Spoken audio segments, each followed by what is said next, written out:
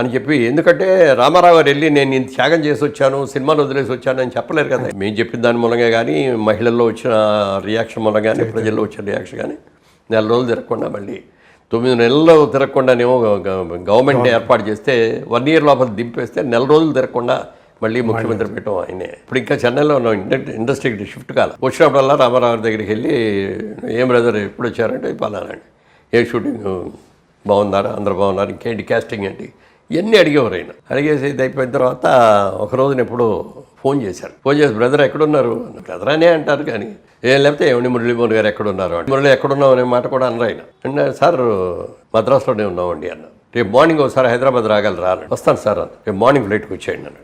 Morning ఫ్లైట్కి వచ్చి డైరెక్ట్గా airport నుంచి బేగంపేట ఎయిర్పోర్ట్ హ్యాబిట్స్లో ఉండేది కదా గారు, అక్కడికి వెళ్ళి కింద అందరూ ఉండి చంద్రబాబు నాయుడు గారు వీళ్ళందరూ కూడా ఉన్నారు కింద. వెళ్ళండి పైకి వెళ్ళండి, పై రూమ్లో ఉన్నారు, మీకోసం ఎదురు చూస్తారన్న. వెళ్ళాను. అండి బ్రదర్ కూర్చోండి, అంతా బాగున్నారా అది అని అడిగి, అదే ఇప్పుడు ఎలక్షన్స్ వచ్చినాయి మనకి, పార్లమెంటు క్యాండిడేట్స్ని సెలెక్ట్ చేస్తున్నాం, రాజమండ్రి నుంచి మీరు పోటీ చేస్తే బాగుంటుంది. షాక్ అట్లా దిగిపోయాను.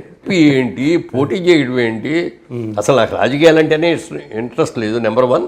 నెంబర్ 2 ఏమో సినిమా వాళ్ళందరూ కూడా ఏ పార్టీకి సంబంధించి ఉండకూడదు, అన్ని పార్టీల వాళ్ళు చూస్తేనే కదా మన సినిమా సక్సెస్ అయ్యేది అనేది ఒక నిర్దిష్ట అందరూ ఉండాలి. దాంతో నేను సార్ నేను మీలాగా అన్నీ త్యాగం చేసి నేను రాలేనండి అన్న. లేదు బ్రదర్ బాగుంటుంది, ఎంతోమంది అడుగుతుంటే నేను కావాలని మిమ్మల్ని పిలిచాను, రండి చేయండి అన్న. 4 రోజులు టైం ఇవ్వండి సార్ నాకు, ఒక్కసారి నేను ఆలోచించుకొని వచ్చి చెప్తాను. ఓకే బ్రదర్ ఆలోచించుకొని 4 రోజుల తర్వాత వచ్చి ఓకే అని చెప్పండి అన్నారు. మెడ్రాస్ వెళ్ళిపోయాను. అక్కడ అందరికీ ఫ్యామిలీకి కానీ, ఫ్రెండ్స్కి కానీ, ప్రొడ్యూసర్స్కి అందరికీ చెప్పాను. ఎవ్వరు కూడా అసలు వద్దంటే వద్దండి. ఆయన కాబట్టి తట్టుకున్నారు, మీరు తట్టుకోలేరు. అప్పుడు 4 రోజులు అయిన తర్వాత వెళ్ళి, క్షమించండి నాన్నగారు, మీరు చాలా అభిమానంతో అనిపించింది, ఇంకోళ్ళు అయితే ఎగిరి గంతేసేవారేమో, మీలాగా నేను త్యాగం చేసి రాలేను, మీరు అన్నీ త్యాగం చేసుకున్నారు, మీ సినిమా కెరీర్స్ త్యాగం చేసుకున్నారు. మీరు ఇదివరకు ఎండ తగులితే ఉన్న ఎట్లా గొడుగు పెట్టుకొని ఉండేటటువంటి మీరు ఎండ వానకుండా తిరిగేశారు మొత్తం. మీలాగని మేము త్యాగం చేయలేనండి. పైగా నా పిల్లలు ఇంకా చదువుకుంటారు, పెళ్ళిళ్ళు కూడా కాలేదు.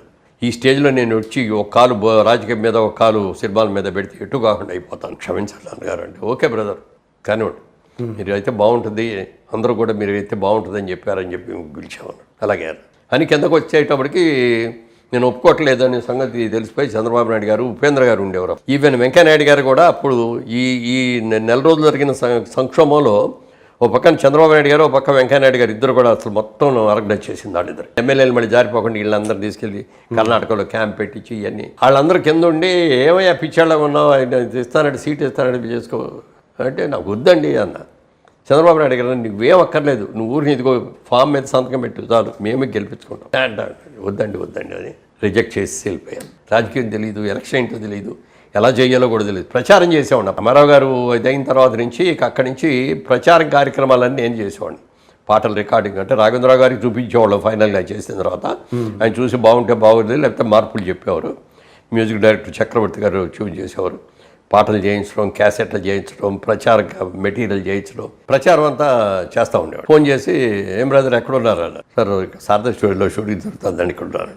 షూటింగ్ అయిన తర్వాత ఒకసారి రండి అన్న. వెళ్ళి మిమ్మల్ని ఎఫ్డీసీ చైర్మన్ చేద్దాం అనుకుంటున్నాము, ఎఫ్డీసీ సినిమా వాళ్ళే ఉండాలి కదా, మీరు ఉంటే బాగుంటుంది అన్నారు. మళ్ళీ స్టన్ అయ్యా. నేనేమిటి సార్, పెద్దవాళ్ళు ఉన్నారు కదా చాలామంది అన్నారు. ఎవరు పెద్దవాళ్ళు మీకంటే? ఏమంటే రామానాయుడు గారు ఉన్నారు, అప్పటికి ఈయన చేసి ఉన్నారు. డివిఎస్ రాజు గారు చాలాసార్లు చేశారు. ఎన్ఎఫ్డిసి చైర్మన్ కూడా చేసి, ఆయన ఎన్ఎఫ్డిసి చైర్మన్ అప్పుడు తెలుగు వాళ్ళు ఆంధ్రప్రదేశ్ నుంచి నన్ను డైరెక్ట్గా వేసి, అది నా ఇంట్రెస్ట్, నాకు ఆ ఎక్స్పీరియన్స్ కూడా ఉంది అనుకుని ఈయన ఎఫ్డిసి చైర్మన్. వద్దు సార్ వాళ్ళకి ఎవరికన్నా ఏమన్నా సార్, దాసర్ గారికో లేకపోతే రామానాయుడు గారికి ఇంకోళ్ళకి, ఏం బ్రదర్ మీరు బెటర్ అని చెప్పి నేను మీరు సెలెక్ట్ చేశాను, మీకు అంత కావాలంటే మీరు వెళ్ళి ఇచ్చుకోండి. అలాగే సార్, అది సార్, ఇది సార్. పక్కన నాగేశ్వరరావు గారు ఒకటి, లేదు మురళీమోహన్ గారు, ఇప్పుడు ఇండస్ట్రీ అంతా కూడా మనం ఇక్కడికి షిఫ్ట్ చేయాలనే ప్రాసెస్లో, చెన్నై నుంచి ఇక్కడికి, ఈ ప్రాసెస్లో మీలాంటి వాళ్ళు వివాదరహితులుగా ఉన్నాళ్ళు, అందరితో కలిసి ఉండేవాళ్ళే ఉండాలి, మీరు ఉండటం కరెక్ట్. అది మేము నేను కూడా డిస్కస్ చేసుకొని మీరు బాగుంటుందని మేము డిసైడ్ చేయాలి. దానికి ఏం చేయాలో తెలియక సరేనండి అని.